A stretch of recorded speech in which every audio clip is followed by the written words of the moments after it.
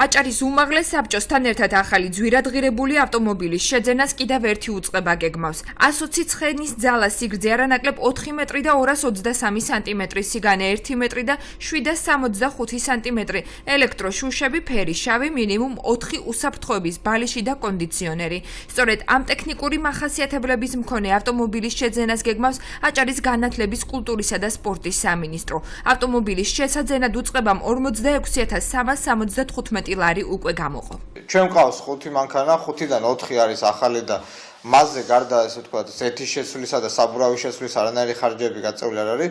ერთი ყავს მოძველებული მანქანა 2007 წლის. თუ შევცვლი და გვეყოლება მის ნაცვლად ახალი მანქანა, შესაბამისად ეს ხარჯები მოიკლებს და ესეც დაგეგმილი არის მომავალში, რომ ჩავანაცვლოთ ეს ძველი მანქანა ახალი მანქანით, რომ მოხდეს ხარჯების ეკონომია. რეგიონის საკანონმდებლო და აღმასრულებელ ორგანოების ქამრების შემოჭერის პრინციპით მუშაობას ურჩევს ახალგაზრდული ინიციატივა მომავალი საქართველოსთვის ხელმძღვანელი ორგანიზაციის მიერ ჩატარებულმა კვლევამ აჩვენა, რომ ავტომობილების შეძენისათვის ყველაზე მეტი თანხა უმაღლესმა საბჭომ გაიღო, რომელსაც ხარჯების სიდიდით აჭარის მთავრობა მოსდევს. ორ უწყებასაა გამოცხადებული სატრანსპორტო ტექნიკის შეძენასთან დაკავშირებით ტენდერი.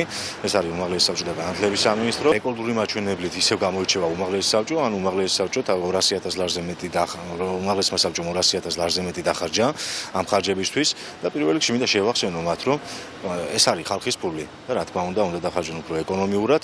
აჭარის უმაღლეს საბჭოში რომ სატრანსპორტო ხარჯები გაიზარდა, ადასტურებს საბჭოს დეპუტატი ალექსანდრე ჩიტიშვილიც.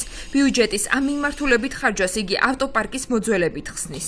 ხარჯები მართლაც ბევრია, მაგრამ ხარჯები გამოწვეულია იმით, რომ მანქანის არის ძველი მანქანები, პარკი გვაქვს ძველი და შეკეთებაზე იხარჯება უამრავი თანხები. ეხლა მაგალითად ერთ-ერთი მანქანა დგას ეგეთა მოტორში, რომელიც რავია გამოსასვლელი.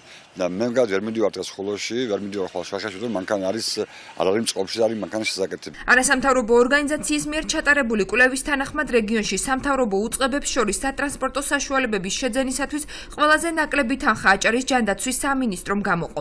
შეგახსენებთ, რომ ყოფილი პრემიერ-მინისტრის ინიციატივით საქართველოში 2013 წელს სამსახურეობრივი ავტომობილებით სარგებლობის შესყიდვისა და განახლების საკითხების შემსწავლელი სახელმწიფო კომისიაც შეიქმნა, რომელიც სარეკომენდაციო ხასიათს ატარებს. ახალი პრემიერი კი ძვირადღირებული ავტომობილების შეძენის ტენდენციას ყოფილი ხელისუფლების მანკერ ტრადიციას უკავშირებს.